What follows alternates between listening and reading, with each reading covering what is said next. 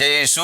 Dominican media mission द्वारा प्रसारित जीवन संदेश में आपका हार्दिक स्वागत है। वर्ष के साधारण काल के छठे सप्ताह के पाठों पर हम आज मनन चिंतन करेंगे।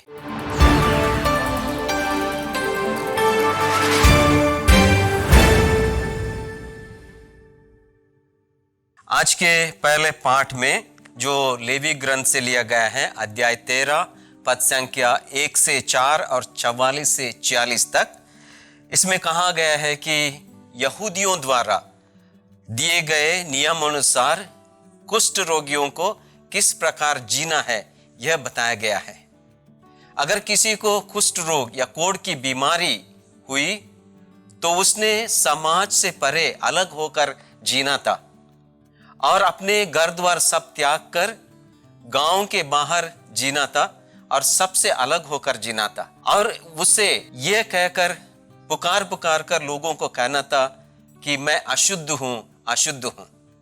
प्यारे भाइयों तथा बहनों, ऐसे फटे कपड़े पहनकर जीने से उसके जो अंतरात्मा है, उसकी मानसिकता है, उसको ठोस पहुंचाता था।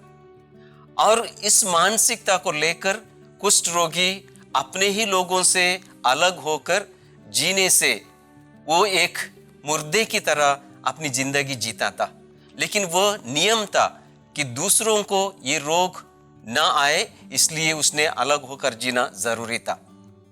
और आज के सुसमाचार में हम देखते हैं ऐसे ही एक कुष्ठ रोगी यीशु के पास आता है और यीशु के पास आने का साहस करता है, क्योंकि कुष्ठ रोगियों को आम जनता के सामने या नजदीक आना मना था। फिर भी ये कुष्ठ रोगी यीशु के पास आता है और ये कुष्ठ रोगी हो सकता है एक मुर्दे की तरह जी रहा होता है, लेकिन उसके जिंदगी में जीने की एक आशा है, एक मकसद है।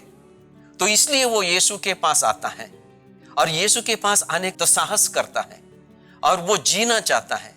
तो इसलिए वो यीशु के पास आकर वो यीशु से यही कहता है कि हे प्रभु, अगर आप चाहे तो मुझे शुद्ध कर सकते हैं। तो देखिए, यीशु ये वाक्य सुनते ही उस कुष्ठ रोगी को देखता है और देखते ही उसके सकारात्मक सोच को वो पहचान लेते हैं। Power of positive thinking. उस सकारात्मक सोच को पहचानते ही वो जानते हैं कि इस व्यक्ति में एक जीने के लिए एक आशा है, एक भरोसा है। तो प्यारे भाइयों तथा बहनों, ये व्यक्ति, ये कुष्ठ रोगी हम सबके लिए एक उदाहरण बन जाते हैं।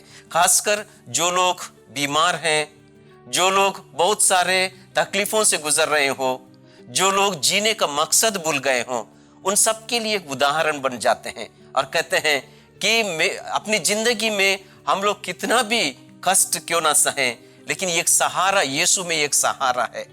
अगर जीने का मकसद हम अच्छी तरह से जिंदा रखते हैं और पावर ऑफ पॉजिटिव थिंकिंग, सकारात्मक सोच को हम लोग हमारी जिंदगी में हमेशा जिंदा रखते हैं, तब हम हमेशा कहीं ना कहीं एक भरोसा, एक मदद हम लोग पाते हैं। तो इसलिए हम सब ने इस कुष्ठ रोग को देखकर हम लोग ने जीने का एक मकसद ढूंढना है। पुराने व्यवस्थान में योब को देखकर, जो अपना सब कुछ, इतना धनी होकर भी अपना सब कुछ खोया था, फिर भी वो ईश्वर पर भरोसा रखते हुए जिया। उसी प्रकार हम लोगों को भी ईश्वर बुलाते हैं कि हमारे जिंदगी के दुख तकलीफों को सहकर, हमारे क्रूस को अपने कंधे पर उठाकर यीशु के पीछे होने से ही हम जीने का मकसद पाते हैं और नई जिंदगी हम पाते हैं। तो इसलिए यीशु इस व्यक्ति में दो चीजों को देखते हैं। सबसे पहले विश्वास और भरोसा, और दूसरी चीज है जो जब वो कहता है, हे प्रभु, अगर आप चाहें तो आप मुझे शुद्ध कर सकते हैं। तो इसमें एक चुनौती भी, यीशु के लिए एक चुनौती भी है। सबसे पहले उसका विश्वास और भरोसा यीशु पर जतलाता है, दूसरी एक चुनौती यीशु के सामने ये व्यक्ति रखता है। तो यीशु उसके भरोसे को, उस विश्वास को पहचानते हैं और चुनौती को स्वीकारते हैं। तो इसलिए कहते हैं, मैं चाहता हूं तुम ठीक हो जाओ, तुम अच्छे हो जाओ। इसलिए अपने हाथ पसारते हुए यीशु उसे चंगा कर देते हैं। तो प्यारे भाइयों तथा बहनों, अगर हमारे जिंदगी में भी हम ऐसे भरोसे के साथ, विश्वास के साथ यीशु के सामने जाते हैं, तो यीशु हमारे भरोसे का भी सराहना करते हैं और यीशु खुश हो जाते हैं कि हमने भी अपना भरोसा, अपने विश्वास को हमारी जिंदगी में कायम रखा है। तो इसलिए यीशु हमारी जिंदगी को भी छूते हैं, हमारे खोए हुए सम्मान को भी फिर से हमें वापस देते हैं। यिर्मयाह के ग्रंथ में कहा गया है कि मैं तुम्हें चंगा करूंगा और तुम्हारे घाव भर दूंगा। यिर्मयाह का ग्रंथ अध्याय 30 पद संख्या 17। उसी प्रकार यूहन्ना के सुसमाचार में अध्याय 3 पद संख्या 16 में कहा गया, ईश्वर संसार को इतना प्यार किया, उसने उसके लिए अपने एकलौते पुत्र को अर्पित कर दिया, जिससे जो उससे विश्वास करते हैं उसका सर्वनाश ना हो बल्कि अनंत जीवन प्राप्त कर सके।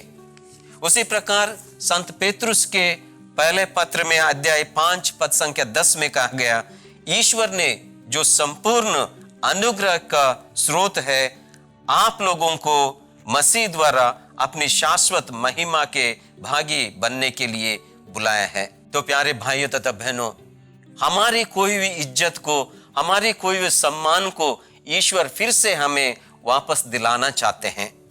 यीशु तरस खाकर अपना हाथ उस कुष्ठ रोगी की तरफ बढ़ाते हैं। उसी प्रकार यीशु तरस खाकर अपना हाथ हमारी तरफ भी बढ़ाते हैं। जिस प्रकार उड़ाऊ पुत्र के पिता ने अपने पुत्र को देखते ही अपने हाथ बढ़ा दिए और उसे अपने बाहों में ले लिया, उसी प्रकार हमें भी यीशु अपने बाहों में लेते हैं।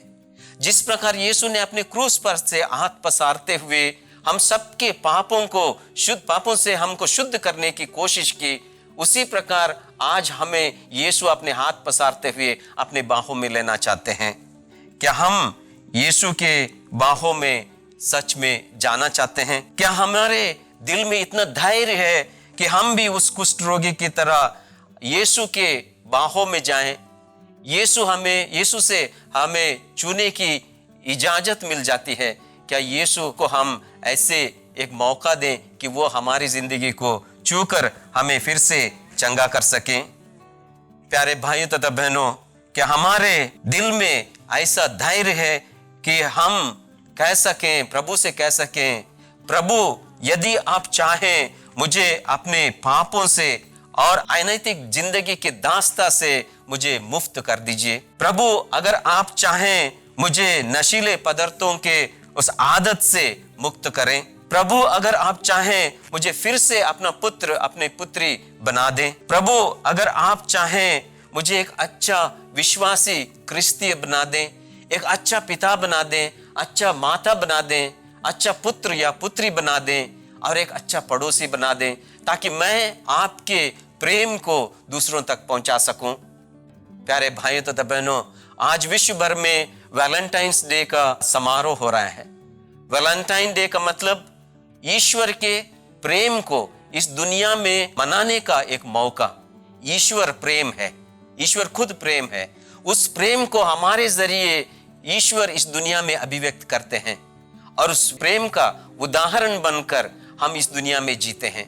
ईश्वर चाहते हैं कि एक सच्चा प्रेम हमारे दिल में होकर उस प्रेम को आपस में बांटने से ईश्वर को हम इस दुनिया में प्रस्तुत करते हैं। तो इसलिए इस ईश्वर की अनुकंपा को हम हमारे जिंदगी में लाते हुए, उसे जीने की कोशिश करते हुए हम एक दूसरे से यही कहना चाहते हैं कि ईश्वर प्रेम है, ईश्वर हमारी भलाई चाहते हैं, ईश्वर हमारी चंगाई चाहते हैं। जब भी हम विश्वास और प्रेम के साथ यीशु के सामने जाते हैं तो हमेशा वो तैयार रहते हैं कि अपना हाथ पसारते हुए, हमें छूते हुए वो हमें चंगाई प्रदान करें।